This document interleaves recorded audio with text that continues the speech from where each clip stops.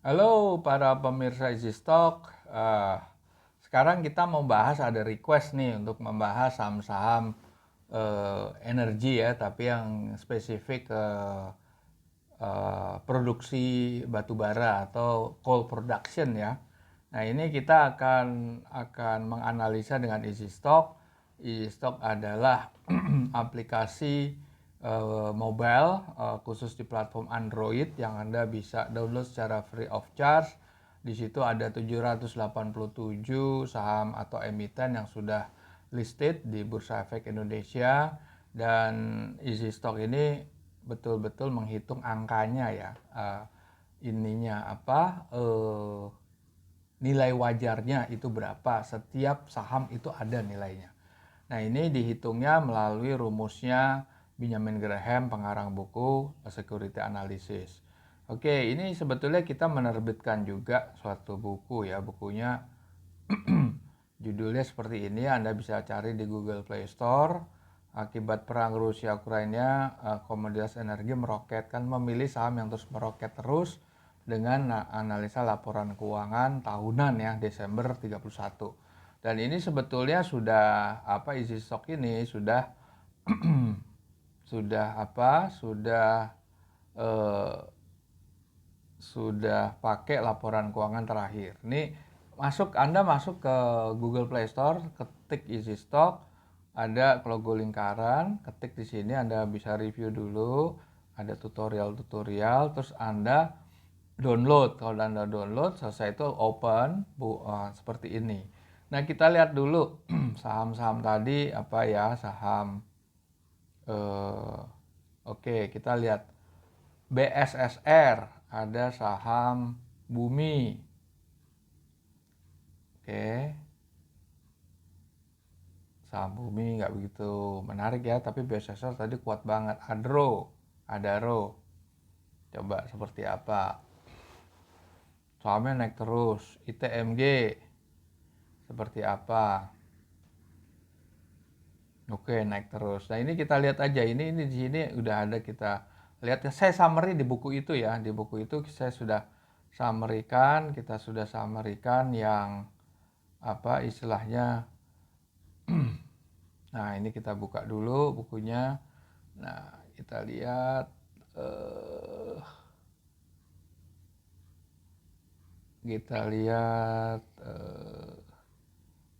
Bian, DSSA, Games, Indi, ITMG, PTBA. Nah, oke. Nah ini kalau yang dari urutan ya, free cash flow nomor 1 Adaro, net profit Adaro juga. Nah kita lihat tuh PTBA berapa. Coba kita lihat di sini ya, PTBA, ITMG, Games. Kita lihat PTBA seperti apa. Naik juga. Games, Golden Energy Mines, naik juga. Terus kita lihat Indi, naik juga. Tadi Bumi aja sih nggak naik ya. Terus DSSA, ADMR,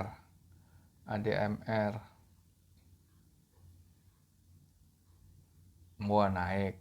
Kalau hariannya begini kan. Terus DSSA, dimana DSSA nggak terlalu bagus ya ininya apa. Terus Bian, oke, Bian ya, kita lihat lagi.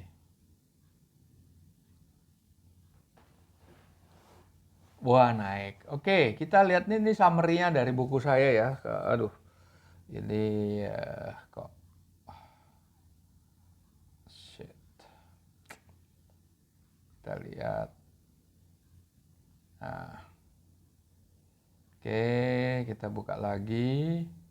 Itu tadi kan udah kelihatan nomor 1 itu ya. Nih evaluasinya lengkap semuanya ini. Nah ini kita lihat ini aja deh, tuh kan. Di sini nomor 1 BSSR ikut nggak di sini? Ada request BSSR ya. BSSR sebetulnya masuk di ini, dia untuk net working capital dia nomor 1, 2, 3, 4, 5, 6, 7. 7 ini 7, 8, 9, 10, ini kan 10 ya. Kalau dari revenue BSSR memang nomor 9. Kalau secara net profit dia nomor 8. Kalau secara free cash flow dia nomor 8. Nah, ini kan urutan dari kekuatan finansial. Jadi size ya. Size dari aset. Yang paling kecil sih BSSR asetnya. Profit, free cash flow. Tapi kan kalau ngambil saham itu bukan main besar-besaran gitu. Perusahaan besar kita beli kalau harganya mahal atau upside-nya tipis buat apa gitu kan. Berarti yang kita incer atau jadi target adalah perusahaan yang bagus, perusahaan yang punya prospek tapi harganya juga bagus kan itu. Intinya kan di situ. Sekarang kita buka ininya isi stoknya. Nah, seperti ini kita lihat tadi ya. Bumi. Kita urut-urut aja. Bumi. Wah, Bumi kalau kayak gini bacanya nih ya. Closing price-nya 54. Ininya negatif semua. Kenapa negatif? Kita lihat. Ini nggak bisa dinilai. Sekarang cara ngeliatnya gini. Kalau current asetnya tuh 11 triliun, utang jangka pendeknya 42 triliun, gimana dia bayarnya gitu kan? Udah jelas nggak mungkin nutup. Ini aja untuk nutup utang jangka pendek aja udah negatif 30 triliun. Gimana ditambah 10 triliun lagi utang jangka panjang. Nah, sekarang kita lihat free cash flow-nya negatif. Kenapa free cash flow negatif? Net income dia 3,2 triliun ya, 3,2 triliun di sini. Tetapi capital expenditure-nya besar dan ini kan ada hitungan di balik ini. Yang menyebabkan free cash flow yang negatif ada biaya-biaya lain atau pengakuan dari pendapatan yang sebetulnya itu bukan pendapatannya dia, tapi pendapatan di luar core business-nya. Entah itu dari anak perusahaan, entah hasil investasi. Kita nggak bisa. Kita di dalam konsepnya easy stock itu Anda harus konsentrasi kepada core business-nya dia. Kalau bukan core business-nya apakah bisa sustain? Kan nggak mungkin. Kayak dia invest, orang dia jual batu bara, emang invest reksadana kan nggak mungkin. Betul nggak? Makanya jangan terkecoh kepada seperti itu. Oke, kita lihat lagi misalnya Adro. Ini tadi nomor 1 nih Adro nih. Nah, lihat kalau di ini. Closing price-nya 3.100-an. Nilai wajar terendahnya tuh 6.400, tertinggi 8.000. Berarti dia punya upside-nya 2 sampai 2,5 kali lipat. Nah, kenapa? Kita lihat di sini. Semuanya pasti bagus. Ini laporan keuangannya udah Q1 lagi. Nah, revenue growth saya buat moderate loh, cuma 4,5%. Ya kan? Nah, di sini free cash flow-nya bisa nutup short term debt. Meskipun dia negatif deficit balance sheet karena 25 triliun ya, tetap negatif, tetapi free cash flow-nya 21 triliun. Ya pasti ketutup. Karena free cash flow itu diekstrapolasi. Earning itu kan diekstrapolasi. Kalau balance sheet tidak diekstrapolasi. Itu bedanya perhitungan. Ada discounted cash flow kalau di earning side. Earning side itu yang ada di situ ada net profit, pendapatan biaya lain-lain, capex sama opex, depreciation. Nah, itu ada dividen faktor di situ dan lain sebagainya ya. Nah, kalau sisi balance sheet itu kan cuma neraca sama utang, ya kan? Nah, di sini kalau lihat di sini lagi, itu return equity-nya, profit margin tinggi-tinggi nih. Profit marginnya kuat sekali dia, makanya dia secara profitability juga bagus. Oke. Sekarang lihat BSSR yang paling kecil ya. BSSR itu paling kecil secara aset ya. Dan secara yang lain juga free cash flow juga nggak teratas karena emang size-nya beda. Beda sama Adaro, beda sama Bumi, beda sama Bian, segala macam ya. Beda sama ITMG. Tapi apakah perusahaannya layak dibeli apa enggak? Kita lihat gitu. Kita lihat di sini kalau dari easy stock di sini clear. Closing price-nya 4.000. Nilai wajarnya bisa sampai 12.000 loh. Berarti kan sampai 3 kali lipat kan? Upside-nya, potensial upside-nya. Nah, kenapa? Kita lihat di sini. Ini masih Q4 ya. Di sini lihat nih. Current asetnya 3,7 triliun. Dia bisa nutup. Total utangnya ketutup sama dia nih. Total utangnya cuma sekitar 2,7 triliun. Dia sendiri free cash flow-nya 2,7. Ini 2,6 lah.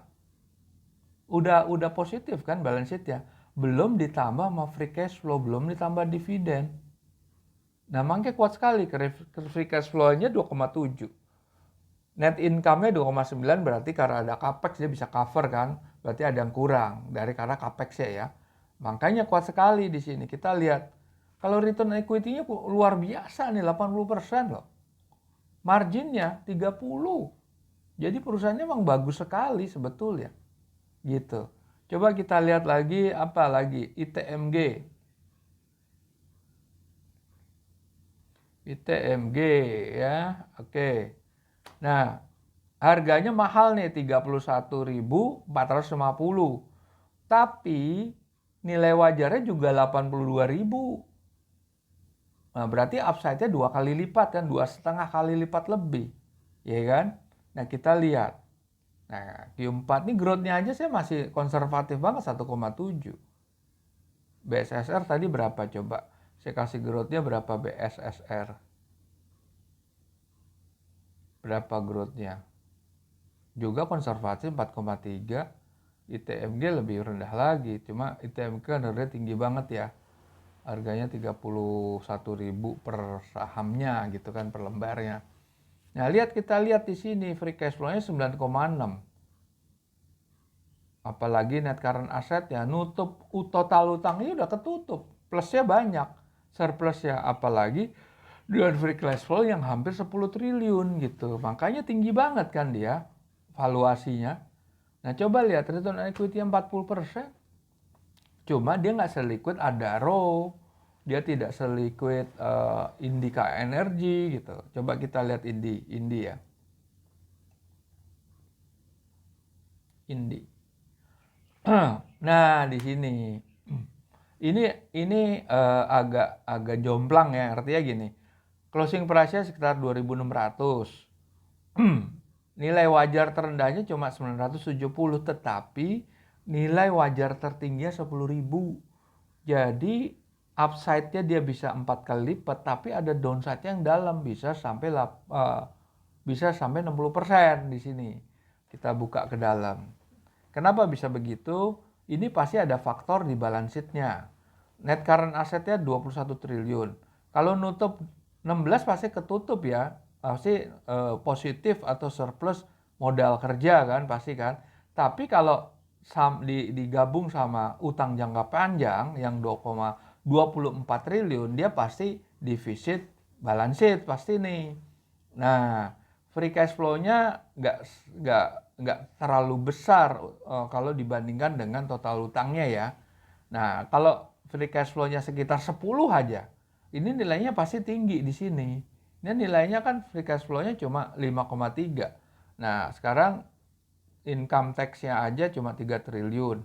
Tapi free cash flow-nya 5,4 triliun gitu kan. Nah, kita lihat ininya return equity-nya bagus 23%, tapi marginnya cuma 7%. Artinya kemampuan profitability-nya dia itu nggak besar seperti BSSR, seperti ITMG. Kecil dia. Malahan sama Adaro kalah loh profitability-nya. Meskipun return equity-nya dia tinggi, tapi lihatnya marginnya, persen dari margin itu penting. Itu menandakan profitability-nya, dia kemampuan dia untuk make money ya, bukan make revenue ya, bukan make sales, tapi make money. Make money itu artinya lari ke pemegang saham, termasuk kita yang memiliki saham meskipun 1 lembar gitu. Oke, jadi itu yang bisa saya sampaikan. Kalau Anda mulai detail, ini detail sekali ada di bukunya ini nih. Nah, Anda bisa beli di sini, cari aja di Google Play Store. Nih, cari ini. Ini menarik, ini ada sekitar berapa? 200 halaman kurang lah gitu. Oke, jadi kita berjumpa lagi di lain